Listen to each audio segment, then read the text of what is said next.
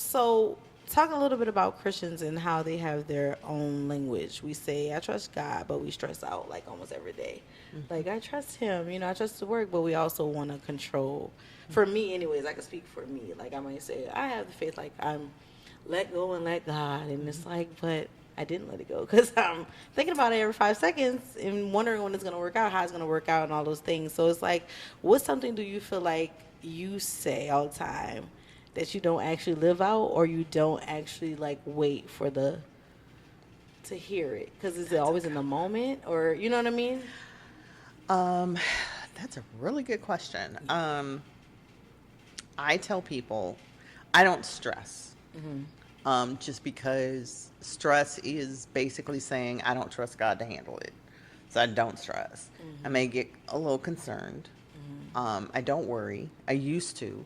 But if I'm worrying, that's telling God I don't trust him to handle it.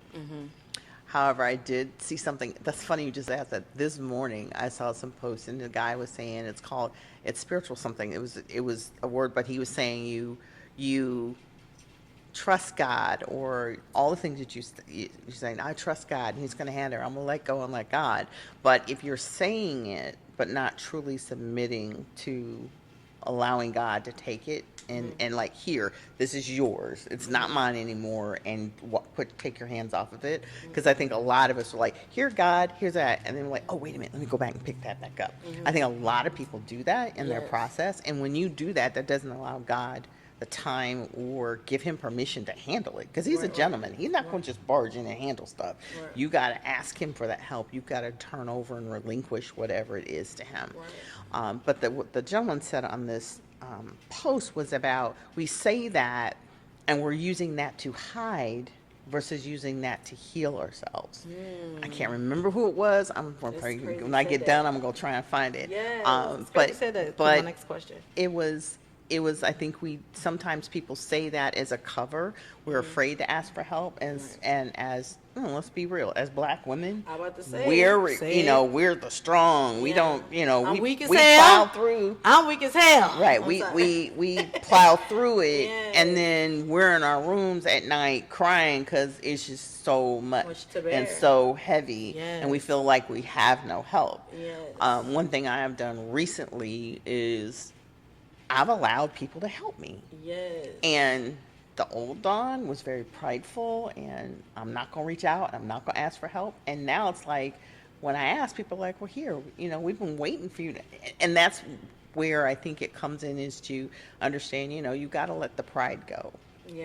And if you have that circle of people that are saying they're praying for you and they got your back,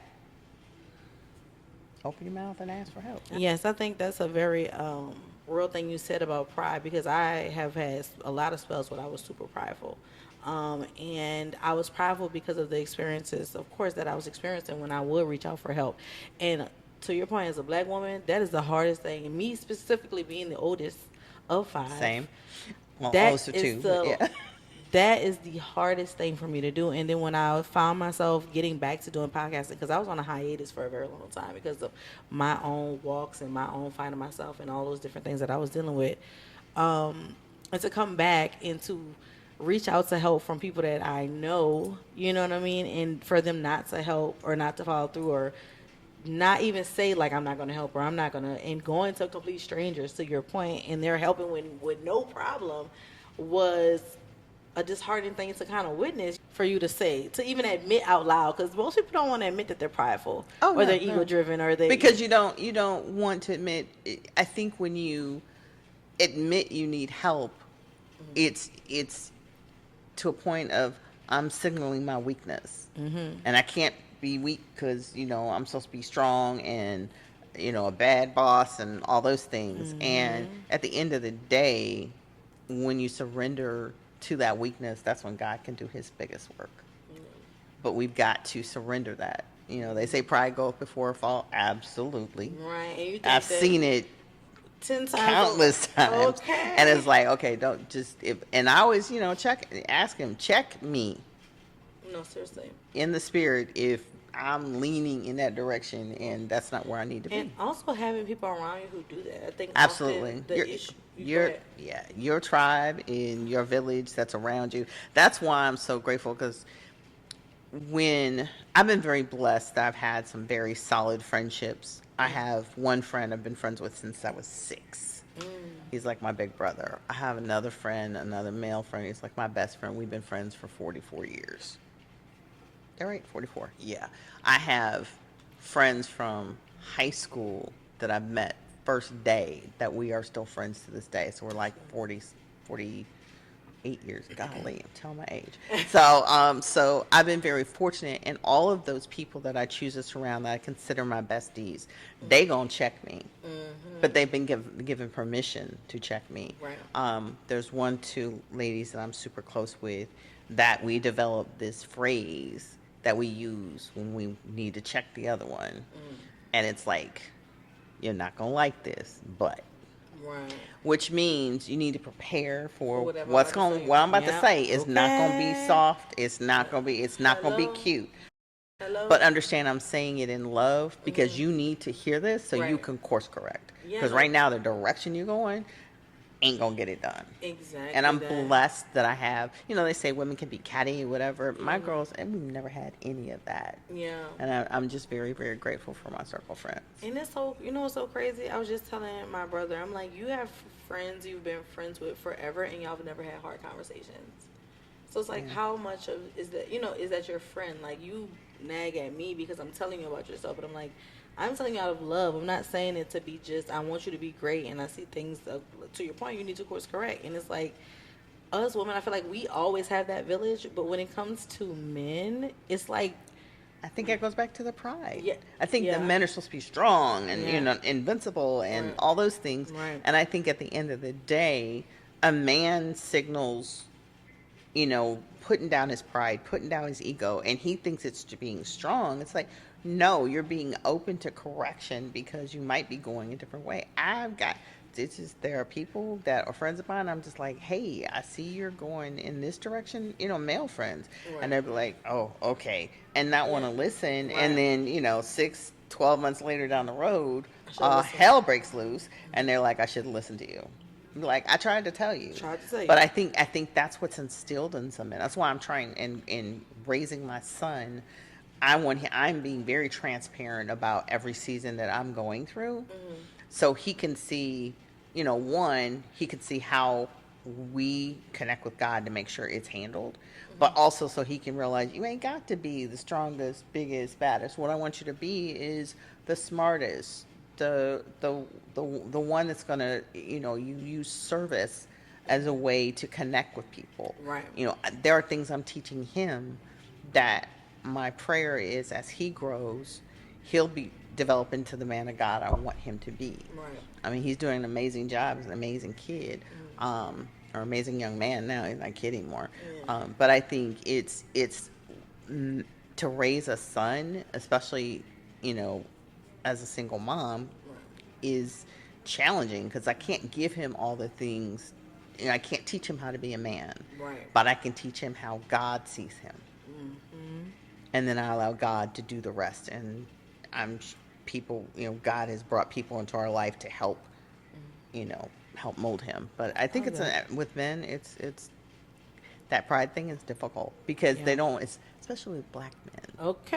That even You makes it gonna even scream worse. that one so you had Right. to With whisper? black men, I think they have been traumatized so much and Right. have to deal with so much and the society, and they're out there during the day trying to do everything, and then they come home at night and they can be defeated, and all of those things, they can't show weakness. Right. And the thing is that just like an analogy is I like to use is, a potter is using clay. He can't deal with the clay when it's hard. It's got to be soft. And so, not saying you got to have a soft man, Yeah. Cause but you want somebody who's enough, malleable, right? You want somebody who God can do his work on it. Because if you're not soft and you're not able to work, God can't do anything with that. I'm trying to tell you. Okay. So I know we talked about a little bit about Christians' language. Let's go into kind of church culture because having faith, being devoted, all those things, that's a personal thing, right? But then it comes to the culture of the church. So for me, my question was, let me see where, do you think that church culture pressures people to look healed instead of actually healing? It depends on the church. Speak about it. Not naming nothing. Okay, It no, depends. no, give it to them raw. Yeah, No, not naming nothing. Not naming no names. But if you feel But great. I've been when I moved. Recently moved from Indianapolis to the Atlanta area. Okay. About 3.5 years ago, Okay. and it took us about a year to find a church home. I'm very fortunate, blessed, however you want to word it, where I can walk into a church and discern what's going on like within 20 minutes. Okay. Very, very easily. Um, and there are some churches that I saw exactly that. It was this facade and this, we're this because we're this. But it was like, are you, and from my perspective, and that's why I'm at the church that I'm at, is, is this a safe place for me and my son? If we're hurting, are we gonna? Is this place some place where we can get taught and prayed with and healed? One, if it's a place where everything is stiff and cold and you're trying to keep up your appearances, but then you go home and and I'm just using random stuff. Sure. You go home, you're the pastor, you're up here, you're preaching, and I'm not saying this is anybody I know. Okay, but let's clean that up first. Whatever you say. No, really, is that? But if you go home and then you're beating your wife, not saying I don't know anybody that does that, but I'm just giving an analogy. It's just like, well, is this a teaching I want to be under? Right.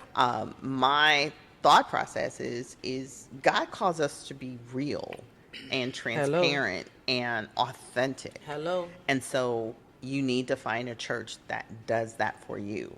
I think some of the churches, and I honestly think where we are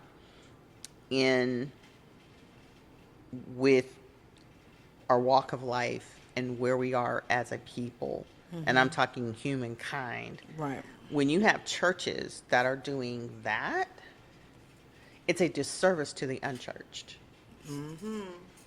Yeah. Because if you're sitting behind your four walls and you're praying and worshiping and everything's all stiff and everything comes off just pretty and perfect and whatever, and you possibly shun the people that really need the help, and you're not doing any work outside the four walls, because the people that are in there, they're saved.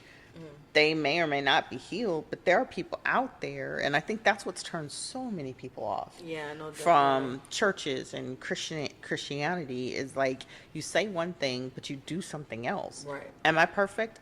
Absolutely not. Will I ever be perfect? Absolutely not. Right. But what I'm going to do is always do my best to represent Him in this world. But I also think as churches, and that's part of the program that I just launched with regarding to churches is, from a marketing standpoint, is helping them be able to get outside the four walls to bring those unchurched in. Those traditional churches are doing the same thing they've been doing since 1858 when the church was founded. About it. They're doing the same thing, but times have changed. People have changed. How you communicate and reach people have changed. You've got millennials out here are thirsty. They want to know. I have a niece who has never really been exposed to church. Now she's working with people and they're inviting her to go to church. And so one day I said, hey, what would bring you into a church? If I'm doing marketing, what would make you, for someone who's not really, and she just rattled off all the things. She goes, I don't need the lights. I don't need the big, huge choirs. I don't need all the big, huge, cameras and everything. I just want to sit and hear the word of God. Right. And it's like, wow. Totally floored me to hear that coming from her. Now my other niece, she likes the music, and so that was what brings her in. But I think as churches, they say if you keep doing the same thing, expecting different results, that's a definition of insanity. You have to adjust. Just like every single invention that we now have has come from a need to adjust and grow. Right. We didn't have cars, then we got cars, now we're able to travel. You didn't have airplanes. Airplanes were invented. Now you're able to fly all over the world. You didn't have a microwave. Now you got a microwave. You can heat your food up fast. All these different things were invented because you needed to evolve into the next level. A lot of churches are stuck in their traditionalism, and they are in those who don't. And there are studies, like literal studies, that have shown that churches that don't evolve will be non-existent in 2 generations. I can believe it. And so my goal is to help them evolve. Okay, I'm glad. So that goes kind of into why, I came across you with your media company. We'll talk a little bit about that. But I do want to ask to the component of spirituality, because we say that spirit comes first, right? Or do you identify yourself as spiritual, or do you?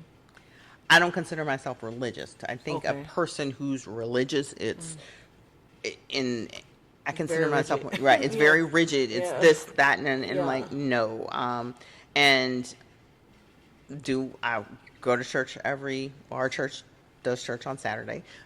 Am I there either online or in person? Absolutely. Okay. Do we do Bible study there when I don't have meetings, or we served this morning out actually giving care packages to the homeless Oh, that's dope. downtown this morning. Fed like 120 people. That's what's up. And so those are things that I believe that's part of the organized church.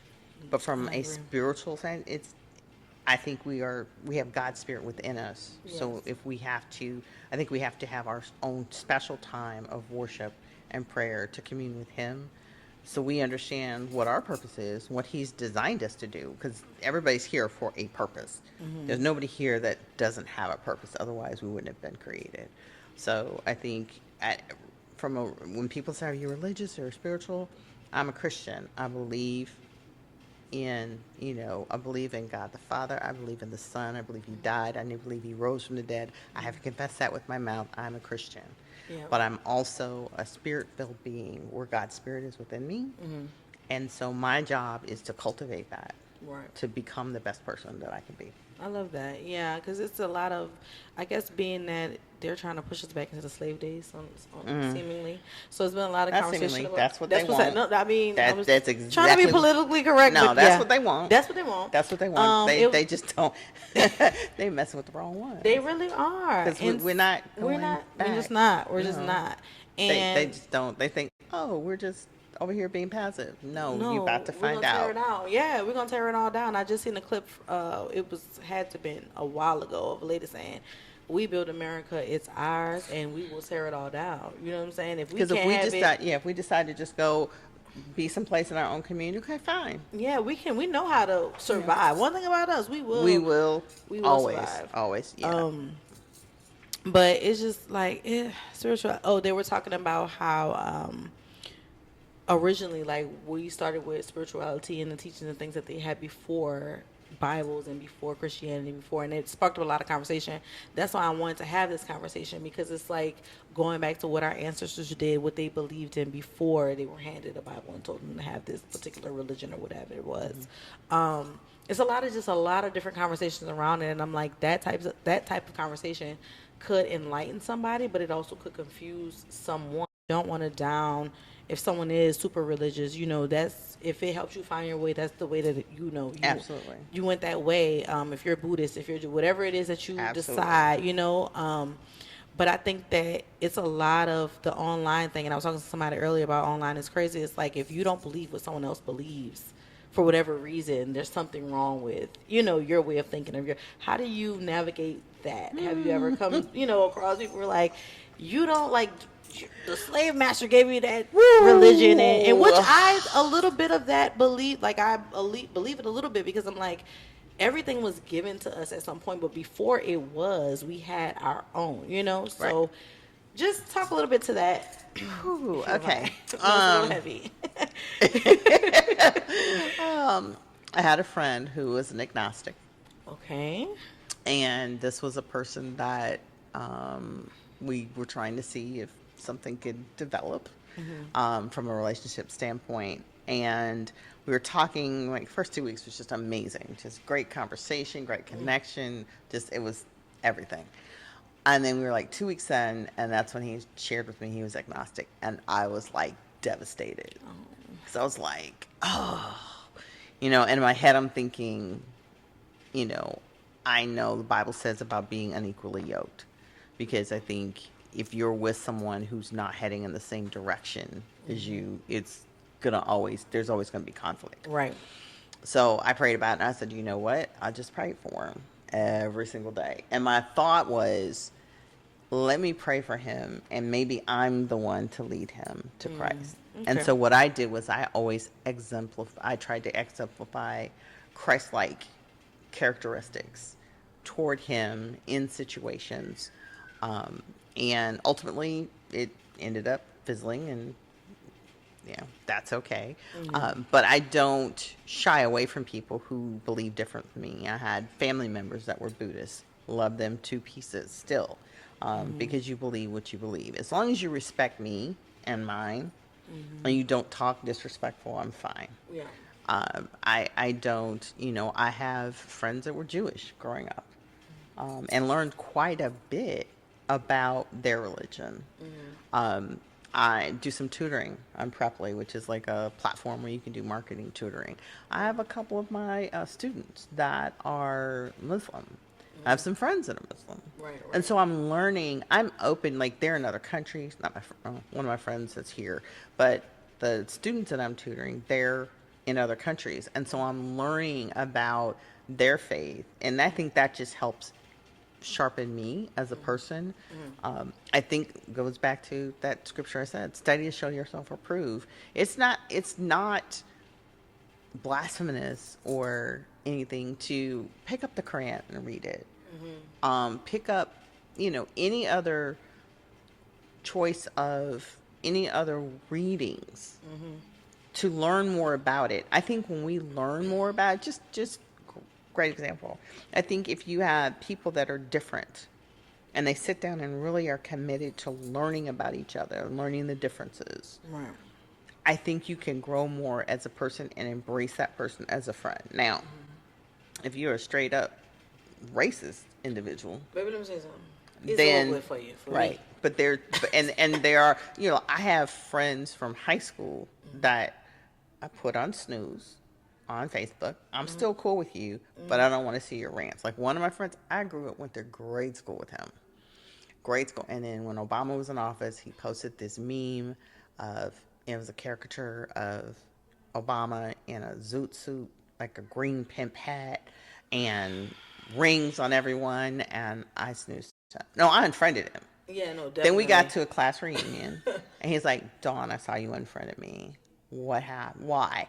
And I said, Danny, you posted something very offensive to me. Right. And I was like, you're pushing narratives that simply aren't true about one of the most educated presidents we've ever had. Hello. And was doing some good stuff, and not one scandal. Hello. Not one. Besides the tan suit. Right. You can.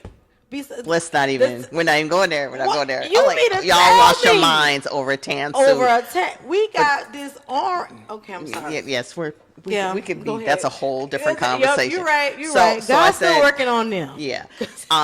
And so he apologized, and he's like, I'm gonna send you another friend request. I was like, okay. And so what I've gotten is I've got several people that are cool with me. I'm cool with them. They've never disrespected me, but they have fallen into that mindset. Yes. And I was just like, you know what? You're just on snooze. And it's just that easy. Right. Because when their stuff pops up, you know what? I'm missing babies being born. Don't care. Don't care. Because the rest of your rhetoric is like, and I don't want to just block everybody out. Right. Because I believe at some point, you're going to see the light. Yeah. Oh, listen. I mean, and some of them are seeing it now. One thing about God, baby, and I just experienced this today. If you don't move, he's going to move you. Absolutely. If you don't want to move, whatever you don't reject, he's going to make sure he eject, okay? And that's one thing I definitely learned the hard way a couple of times. You know what I mean? Like, he will move you. And I never understood that when my grandmother used to say it all the time. But now I get it. I'm like, you can think you're staying in that space. You're not. If you're not meant to be in that space, you will move. But yeah, that's crazy. I have some friends on Facebook that I just had to be like, yeah, it's time to go, because they were so sympathetic to Charlie Kirk. And I'm just like, I was like, Yeah, that there's was just no like amount of Christianity in the in me that that can could. be. I mean, I'll put it this way. From my perspective, I don't think it's right that a life was un.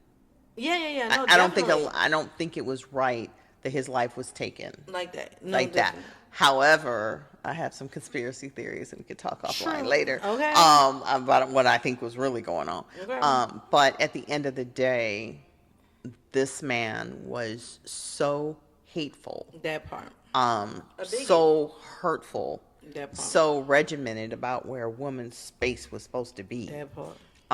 And Just for a woman to take your space, ain't that Right. some shit? right, That wife. yeah, Whew. that's All a right. whole Okay. conversation. That- Anyway, I ain't even mad at Hustle. I mean, No, because he you know. wasn't, but it's just another next one. but you're getting up and you're trying to make it seem like white men are the ones who are oppressed, sister. What? What? How are white? Tell Please. me where. I mean, I need a dissertation about it. Right. Where got- and how are they oppressed? Just- Especially now that, DEI has been rolled back That part. and all these other things been rolled back. Please part. show me where y'all been oppressed. Please. Because You're oppressed because you feel oppressed because you're not running everything, but you weren't designed to run that. Okay. If you sit back and look at civilization and where everything was built, it came from us. From a woman every time. I love to use the analogy but of lions. not even a woman. It came from Black people. people. No, absolutely. If you look back at where we were as civilizations with architects and mathematicians and That part. biologists and doctors, That's the- before we hello. were snatched from the motherland, Hello. we were light years ahead. The father of A. And then once we get here, we're like, okay, adjust. And then you have all these engineers and, that's the father of AI was Yeah. black. That part. That's the part. All the inventions that folks use on a regular basis, Black. they came from us. I keep telling people that it's like it's nothing. Whoever The first whiskey ever designed, and I just had some of it, but yeah. it was, which was Jack Daniels. Okay. But Uncle Nearest, Yeah. he was the Hello. one to actually develop the formula Exactly. and do it. So Everything leads back to us. everything leads back to us. And instead of them being scared and trying to fight it, get rid of it, erase us, because there's Okay. lots of that happening. Okay. How about just embrace it and celebrate it? Because the thing is if you embrace and celebrate it, there's room for all of us. That's Hello. the problem I have. It's like you're acting as if I get mine, you can't have yours. That's the part. And that's not how it is. Exactly. It's like I can have mine and you can have yours. And we can be peaceful. And we can build But- up and get back to being the greatest nation that we were. Because right now we're not. We are in shit. We are Yeah. in the sewer at this time. I really feel like people are looking at the United States of Embarrassed. America and laughing at us. Oh, they are. Because They are. It's embarrassing It to see where we is. have fallen in a short 18 months. Yes, and he is talking as if he's going to have another term is what's scaring me. He can't. He cannot, but in his mind, that's why I said when Well, it's- that's how Project 2025 reads out. that part. Because I read it. Mm-hmm. And it's like they're doing a checklist. That's in order. Like that. Okay, Did that. that. And okay, with that. And that's what he's doing. Yep. Because he's not running anything. All them people are running it. And I keep telling people, go out and vote, people. In Oh, Georgia, vote. Monday. Definitely Monday is vote. a Monday. Please, if you do not do early voting, I am here to tell you, please go. Miracle and Jen, I believe. Just please, that's who I'm supporting them. Just go vote. Just please. Vote. For your own interests. And please don't be those type of people who vote against your own interests. I think y'all are idiotic, but that's another conversation for another day. Whole nother conversation. If you, the mere fact that people are voting against their own interests, But the thing is, that's because they're uneducated. that part. And they've been indoctrinated to think, oh, this is what's happening. No, study. If you're going to vote for somebody who's a career politician, look at their voting record. Look what they voted for. That part. And the other part is, it's like, if they're not voting for and going back to from a Christianity standpoint, Jesus fed the poor. He Right. embraced the homeless. He was a foreigner himself. Right. If you are voting against people who say they're pro-life, but you're going to let women, miscarry and die because you won't help them. I mean, Like, there's just that's crazy. crazy. It's just like, it's okay. And then it's like, then you're trying to force people to have children. But then once the children get here, you don't want to take care of them. Y'all, if you're pro-life, let's be pro-life from crib to the grave. Let's what right. are we? Child, I'm like, when come I on. get stressed I just out makes about no this sense. conversation, because I'm like, I'm not understanding how does that There's a make disconnect. sense? So you want a 14-year-old who's been raped by her stepfather. Let's just throw that, because it's happened. Right. You want her to carry a baby to term, but then when the baby gets here, there's no 14-year-old, she can't work. Right. So you want her to not have daycare to put the child in. Hello. You don't want to give her any assistance. Hello. You don't want her getting any health care. So what we supposed to do? What we doing? Because it's not her fault. Because your race quiet as kept is diminishing, so now you're mad about it. Well, that there's a study that was out that said, and by the year 2030, there would be like a very small percentage of white men who were CEOs of their company. Period. And then I think by 2050, that race would be the minority in the country. Hello. And amen. that is what, and I have said from day one, this installation of this person to represent the Republican Party, who has dogged them out from day one. Hello. And that's the part I'm like, he talked ish to your face. To your face. And you still hate like us that much. You still right. I can't. When I say I can't fathom, like, well, they in their head, if they're still ahead, there's a phrase, I don't remember who said it. They said, if you convince the lowest white man to believe that they're still above the black man, the highest white man can help him. I know I'm jacking this up, but it's basically, you can make him think you're still higher than the black man. Exactly. And they're going to go along with it. They'll even pick the pockets. He can pick your pockets. The highest white man can pick your pockets because you still have this belief that you're greater than. Exactly. And lie but to I'm you just so like, you're but not superior about your ass. be like, if I had somebody who I supported and then they flat out came out and talked about me like a dog, and said I was uneducated and said I was this and said I was that, how can I go vote for you again? And you got folks that voted 3 times for this fool. I make it make sense. Please make it make goddamn sense. I don't know. Sense. That's the part. That's the part. And I'm like, and I'm sure, like, if we went back and really dig deep into Revelation, right. And I'm sure there's scripture that speaks to exactly what's happening right now.